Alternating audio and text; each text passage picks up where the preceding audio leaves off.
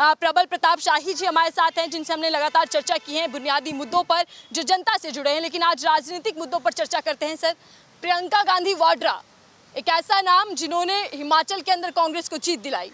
आज जब वो मध्य प्रदेश में सक्रिय दिख रही हैं, जब मध्य प्रदेश जा रहे हैं, तो वहां पर 41 FIR उन पर हो जाती है। सबसे पहली प्रतिक्रिया क्या होगी आपकी? ये नरेंद्र मोदी की बौखलाहट है, शिवराज सिंह की बौखलाहट है, RSS की बौखलाहट है, भारतीय जनता पार्टी की हार दिख रही है इससे। ये 41 FIR नहीं है, ये 41 किले हैं भारतीय जनता पार्टी के ताबूत में। लेकिन एक सरकार को बदनाम करना, 50% आप करप्शन की सरकार चला रहे हैं बिना सबूत के, कितना सही? जबकि डबल इंजन सरकार है, सत्ता में बहुमत हासिल की हुई है। वहाँ व्यापम का घोटाला हो चुका है, 41 लोग मारे जा चुके हैं, कार्रवाई उस पर हो नहीं रही है। वहाँ पर जाओगे, पुल नया बनता है, 6 महीने के अंदर गिर जाता है, सड़कें टूट जाती हैं, स्कूल कॉलेजेस की स्थिति खराब है। वहाँ पर जाओगे, इलेक्ट्रिसिटी की प्रॉब्लम्स है, वहाँ पर व्यापक पैमाने पर वहाँ भ्रष्टाचार है। 50% वहाँ पर हम ही नहीं कह रहे, वहाँ की आम जनता कह रही है। नेता तभी कहता है जब आम जनता के बीच से आवाज़ आती है। हम जो है, हम कांग्रेस के नेता हैं तो हम प्रतिबिंब करते हैं, हम वो चीज़ बोलते हैं जो हमको मासेस से मिलती है, जो ग्राउंड से रिपोर्ट आती है। जनता जब हमें बताती है तो वो बात हम कहते हैं। नेता का काम ये होता है, जो ग्राउंड पे बात है उसको बात को कहना। तो ये बात वहाँ की सच्चाई है, जो आम जनता कह रही है वो बात श्रीमती सोनिया गांधी जी ने, प्रियंका गांधी जी ने कहा। लेकिन बीजेपी की ओर से वार किए जा रहे हैं कि सर से लेकर पैर तक आप भ्रष्टाचार से लिप्त हैं, उसके बाद आप किसी और सरकार पर भ्रष्टाचार करो। 9 सालों से भारतीय जनता पार्टी के नरेंद्र मोदी की सरकार है, सारी जांच करा ली, कितने FIR करा ली, कितनी बार ED में बुला लिया, इतना भी उनके पास कुछ नहीं है, कुछ भी नहीं। सबसे ज़्यादा भ्रष्टाचारी अगर कोई सरकार है तो नरेंद्र मोदी के नेतृत्व वाली सरकार है, शिवराज सिंह चौहान वाली सरकार है। जितनी भी डबल इंजन की सरकारें हैं भारतीय जनता पार्टी की, सब आखंड डूबी हैं भ्रष्टाचार में। क्या लग रहा है कि प्रियंका गांधी को टारगेट किया जा रहा है, किसी तरीके का डर बीजेपी में? सही बात है। प्रियंका गांधी जी को, राहुल गांधी जी को, सोनिया गांधी जी को, नरेंद्र मोदी की सरकार, शिवराज सिंह की सरकार, इनकी डबल इंजन की सारी सरकारें, चाहे उत्तर प्रदेश की हो, चाहे वो हरियाणा की हो, हमेशा, चाहे आसाम की हो, हमेशा जो है इन लोगों को टारगेट करती है। टारगेट करने का अर्थ ये है क्योंकि ये लोग डरते हैं। डरते इसलिए हैं कि आइडिया ऑफ इंडिया जो है, भारत जो है, उसको रिप्रेजेंट करती है कांग्रेस। वो इससे बौखलाते हैं, डरते हैं कि कांग्रेस आ जाएगी तो पूरे देश को समायोजित करके, समाहित करके आगे बढ़ाने का काम करेगी। यह लोग एक सेक्शन ऑफ सोसाइटी को रिप्रेजेंट करते हैं, उससे ज़्यादा इनके पास कुछ भी नहीं है। इनका main agenda Bharatiya Janata party Narendra Modi का है कि अडानी को इन के इन प्रकरण ज़मीन देना है, चाहे वो मणिपुर में हिंसा करा के उनकी ज़मीन खाली करानी हो, चाहे वो मेवात में करानी हो। ये पूरा मामला ही इनका ये है कि ये लोग कॉर्पोरेट घराने यानी अडानी को पूरी ज़मीन देना चाहते हैं देश। और उसके बीच में अगर कोई खड़ा है तो वो कांग्रेस पार्टी है, राहुल गांधी जी हैं, सोनिया गांधी जी हैं, प्रियंका गांधी जी हैं। देश का किसान है, मजदूर है, इससे ये परेशान है, इससे नफरत करते हैं। तो क्या लग रहा है कि सर, 1 नहीं 2 नहीं 41 FIR होती है तो क्या प्रियंका गांधी जेल भी जाएंगी? हम कह रहे हैं ना, ये 41 FIR ने 41 किले हैं नरेंद्र मोदी के। भारतीय जनता पार्टी जो है, भारतीय जनता पार्टी की सरकारों के ताबूत में कील हो गए, 41 कील हो।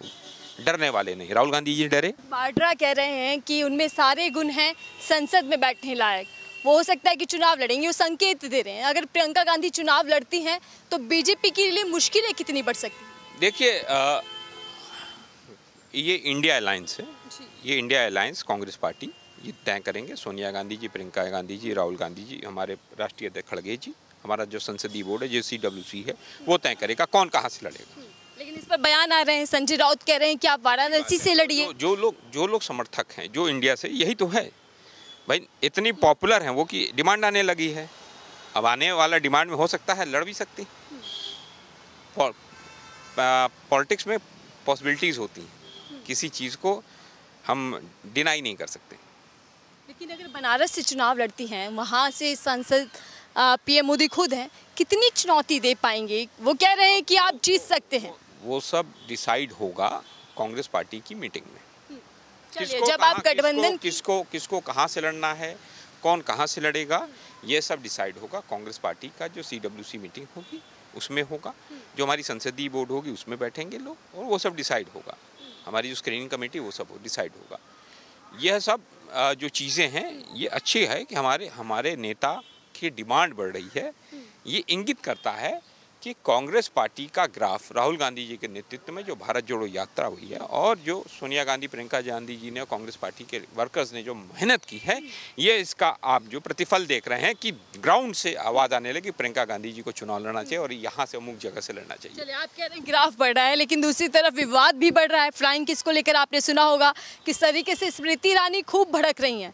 कैसा संसद के भीतर ये राहुल गांधी का रवैया? राहुल गांधी जी ने सवाल उठाया था मणिपुर में, उस घटना में वो वहाँ गए भी थे, तो उन्होंने उस घटना का विवरण किया था और उसके जो वहाँ की परेशानियाँ हैं उसको बताया था। उन सब चीज़ों से डाइवर्ट करने के लिए स्मृति ईरानी ने ये सवाल उठाया, ये मुद्दा उठाया और ये बैकफायर कर चुका है। मुद्दा ये है कि महिला बाल विकास मंत्री हो, पहले तुम्हें इस मुद्दे पर वहाँ पर एक्शन लेना चाहिए था। गृह मंत्रालय बाद में एक्शन लेना था, महिला का मुद्दा था।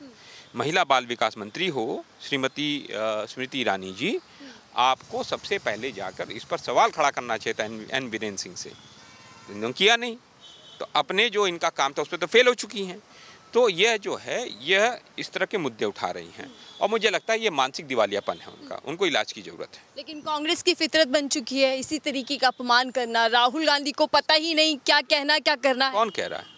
बीजेपी की ओर से एक के बाद एक बार आ रहे हैं। भारतीय जनता पार्टी का दिवालियापन है। मुझे लगता है भारतीय जनता पार्टी के नेताओं को, स्मृति ईरानी को अपने दिमाग का इलाज कराना चाहिए और इन लोगों को अच्छे मनोवैज्ञानिक और मानसिक, मुझे रूप से ये लोग मानसिक रूप से बीमार हैं और ये लोग इतना नफरत और हिंसा करते हैं कि आदमी जो है ये एंग्जाइटी के शिकार है। इनके हर नेता को देखो, इनकी भाव भंगिमाएं देखो, ये परेशान है अंदर से, इनको हार दिख रही है, ये और बौखलाएंगे, अभी और शब्द आएंगे।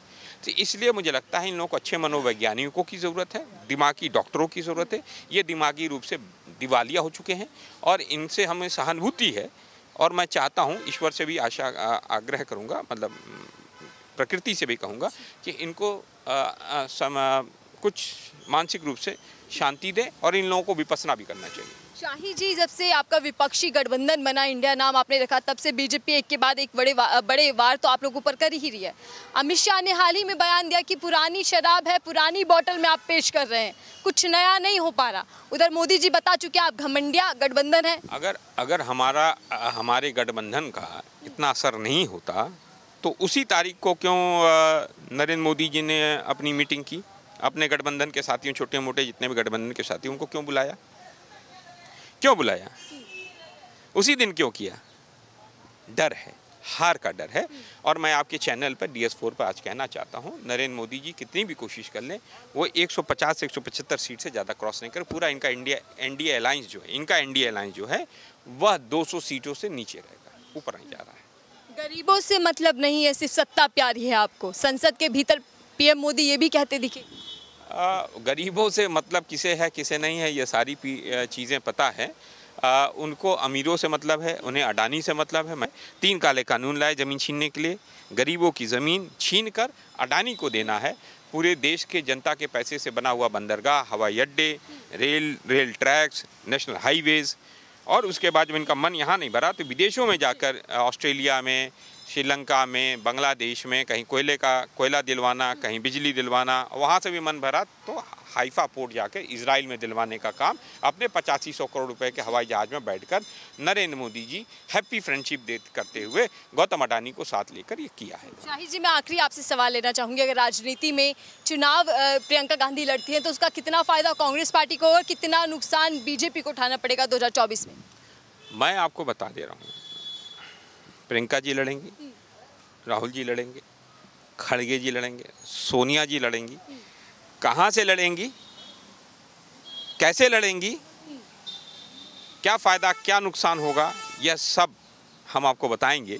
लेकिन एक चीज़ हम प्रश्न आपको दे के जा रहे हैं कि ये सारा डिसीजन जो होगा हमारी पार्टी के अंदर होगा और नरेंद्र मोदी की तरह हमारी पार्टी नहीं है कि जो कह देगी फला आदमी वहाँ से लड़ेगा, नरेंद्र मोदी का मैं यहाँ से लड़ूंगा। हमारी पार्टी डेमोक्रेटिक पार्टी है और जब लड़ेंगे हमारे लोग, पूरा कंबाइंड इंडिया लड़ेगा। कंबाइंड इंडिया लड़ेगा और इंडिया कंबाइंड से जो आवाज़ आएगी वो बताएंगे कि हमें कहाँ से लड़ना है कांग्रेस पार्टी और अलायंस मिलकर बताएगा कहाँ से लड़ना है। नरेंद्र मोदी इसलिए परेशान हैं, उनकी रातों की नींद हराम रहेगी चुनाव तक, ये देखिएगा। और मैं आपको बता दे रहा हूँ, नरेंद्र मोदी के जाने का समय आ चुका है, उनकी विदाई निश्चित है, 2024 में उनकी विदाई सुनिश्चित हो जाएगी। बहुत बहुत धन्यवाद हमसे बातचीत करने का। 24 की लड़ाई है और भ्रष्टाचार पर तो आ चुकी है, लेकिन प्रियंका गांधी अगर राजनीति में कूदती हैं और चुनाव लड़ती हैं तो राजनीति किस तरीके की करवट लेगी ये देखना होगा। और 2024 में किस तरीके से इंडिया वर्सेस एनडीए होगा, किस तरीके का मुकाबला होगा, ये वक्त बताएगा। फिलहाल के लिए दीजिए इजाजत।